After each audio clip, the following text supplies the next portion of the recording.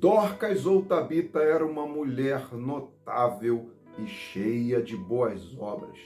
Sobre ela, irmãos, a Bíblia diz em Atos 9:36, em Jope havia uma discípula chamada Tabita, que em grego quer dizer Dorcas, que se dedicava a praticar boas obras e dar esmolas. E eu separei, irmãos, 10 lições sobre essa discípula de Jesus, que tem muito a nos ensinar sobre o nosso trabalho e vida com Deus. Leia a passagem, irmãos, que está em Atos, capítulo de número 9, versículo 36 em diante. Confira aqui a aplicação pessoal para a sua vida. Então, sem mais delongas, sem perda de tempo, porque o nosso propósito aqui é ir direto ao que interessa. Então, vamos mergulhar nessa palavra. Primeira lição: o milagre está mais perto do que imaginamos. Irmãos, a Bíblia diz no versículo 38 que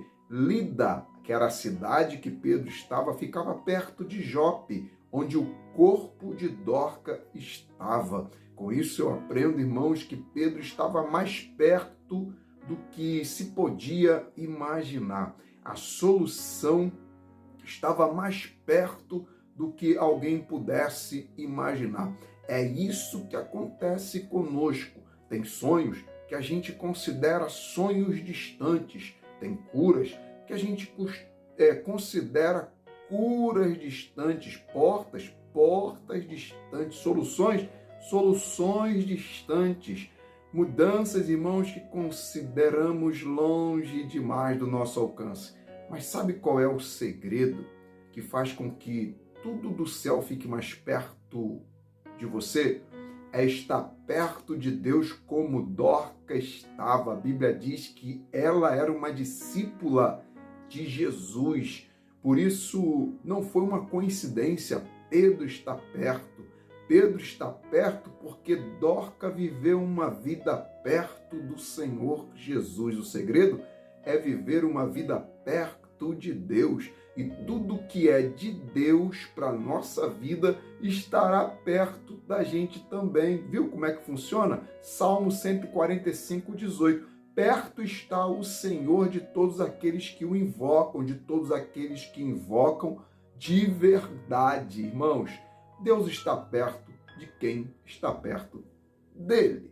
Segunda lição: morreu, mas ainda não foi enterrada. Olha que coisa linda, irmãos.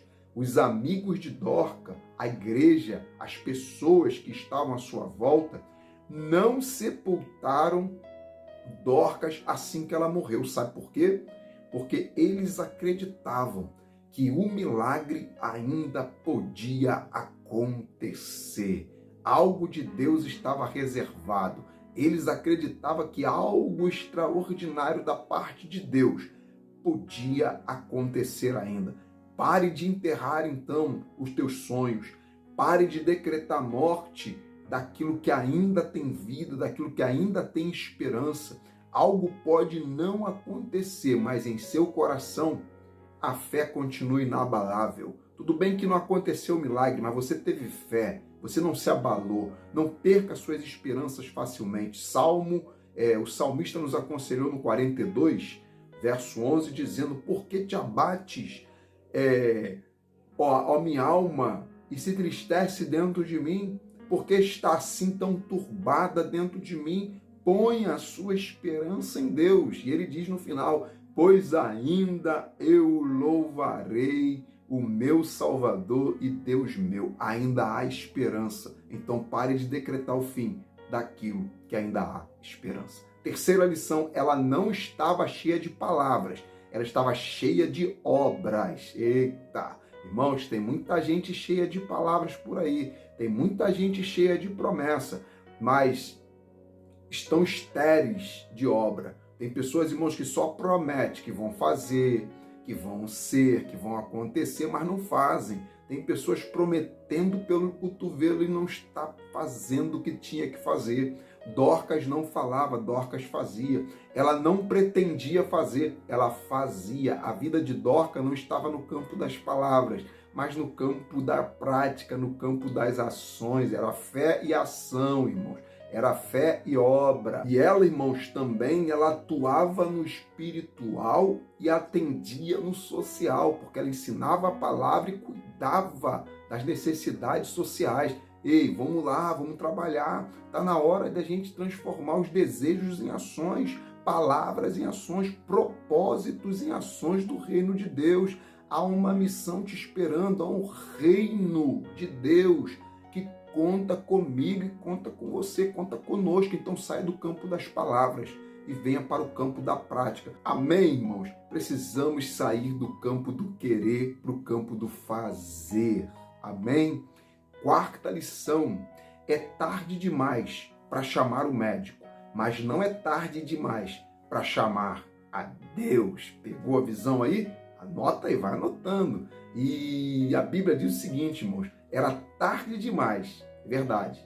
Pelo texto a gente entende, para chamar o médico. Mas não era tarde para chamar a Deus. Você concorda comigo que chamar o médico depois que alguém morre é um absurdo? Mas você concorda comigo que jamais será um absurdo chamar Deus depois que alguém morre? Na espera, irmãos, chamar Deus na espera de um ato sobrenatural?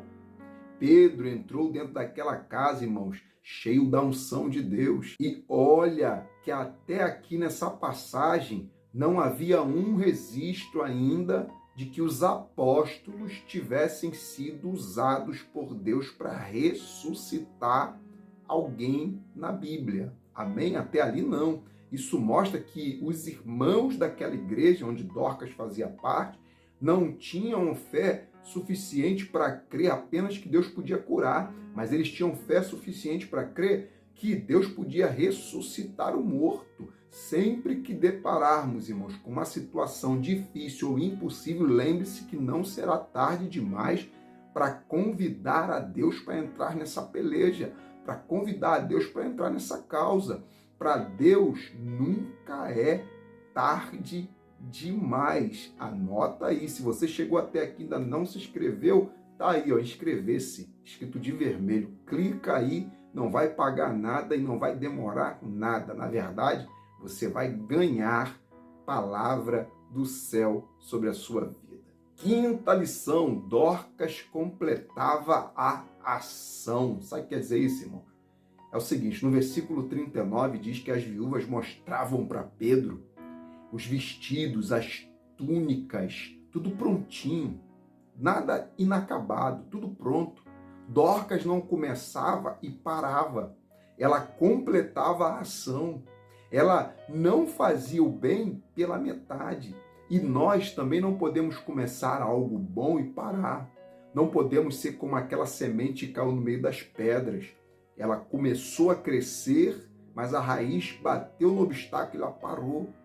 Amém? 2 Coríntios 8:11. Agora completemos a obra para que a forte disposição de realizá-la seja igualmente o zelo de concluí-la, de acordo com os bens que vocês possuem. Irmãos, como o texto acabou de nos dizer, que haja forte disposição para começarmos e forte disposição para continuarmos fazendo aquilo que é bom. Amém? Aquilo que é de Deus. Sexta lição: as obras chegaram primeiro do que Dorcas. Quando Pedro entrou, irmãos, naquele quarto alto onde Dorcas estava, as viúvas mostraram as túnicas, mostraram os vestidos que Dorcas tinha feito. Com isso eu aprendo que antes de Pedro chegar em Dorcas, onde Dorcas estava, ele se deparou com as obras que Dorcas fazia. Sabe por quê? As obras de Dorcas estavam na frente dela. As obras dela falavam por ela. Ela era conhecida, irmãos, pelo que fazia. As obras dela eram uma pregação. As viúvas tão somente vão segurar as túnicas e as roupas que ela fazia e não disseram mais nada, porque aquilo que ela fazia já era uma palavra do céu, uma pregação, um exemplo. Nossas obras falam por si só. Nossas obras dizem quem nós somos. A árvore é conhecida pelos frutos, irmãos, não pelas folhas. Pelos nossos frutos as pessoas sabem que somos árvores do céu ou não. 7ª lição, morreu trabalhando. Olha que coisa linda, Dorcas morreu, irmãos, no auge do ministério. Dorcas morreu fazendo aquilo que foi chamada para fazer, fazendo aquilo que agradava o Senhor. Por isso que a Bíblia diz em 1 Pedro 4,15, um seguinte conselho, que nenhum de nós padeça como homicida, padeça como malfeitor, ou como alguém que se intromete em coisas erradas. Amém? Coisa linda, irmãos, é chegarmos no final da nossa caminhada, fazendo a obra de vento em popa. Coisa linda é terminar o bom combate, acabar a carreira e não desperdiçar a fé, continuar na fé. Coisa linda é terminarmos na fé. Ei, você não foi chamado para começar na fé e terminar na incredulidade. Você não foi chamado para começar na fé e no espírito e terminar na carne. Que teu final, que a tua trajetória seja trabalhando e não parando, continuando e não desistindo. Recebe aí, irmão, vai pegando aí a 8ª lição, cheia de fé e cheia de obras. Irmãos, a fé não vem das obras, amém? Mas as obras são resultados de uma fé. Já que Dorcas era uma mulher cheia de obras, também, então, automaticamente era uma mulher cheia de fé. É impossível a gente ter fé em Deus e ficar de braços cruzados, irmãos. Amém? Braços cruzados em relação à obra, em relação ao próximo.